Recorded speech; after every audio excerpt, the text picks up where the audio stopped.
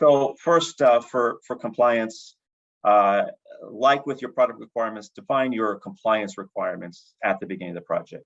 So that comes back to what markets do you have to serve, what countries are you going to be shipping in, who's going to be using it and how. And when you know those things, you can start looking at what are the relevant regulations, what are the safety issues, what are the standards you have to comply to. And knowing that up front, it becomes part of your product requirement, so that going in, you know how it affects the design, right? Or you can know. So the next steps would be then research, how does that affect the design? So is there certain additional components or safety measures or design criteria you have to apply? Better if you know what those are before you start your design, so you don't have to go back later and redo it to add those features.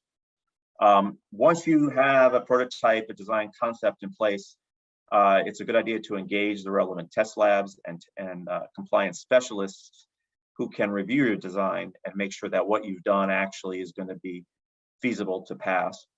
So that once again, you're not way down the design process finding out that, oh, something won't work.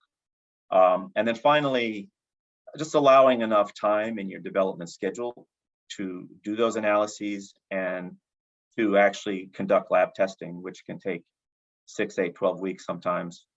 Make sure that's included in your planning, so that as you go through, and that you've also included time in your planning to maybe make adjustments to meet compliance, so that you can get through this project as planned and have the compliance be included in it.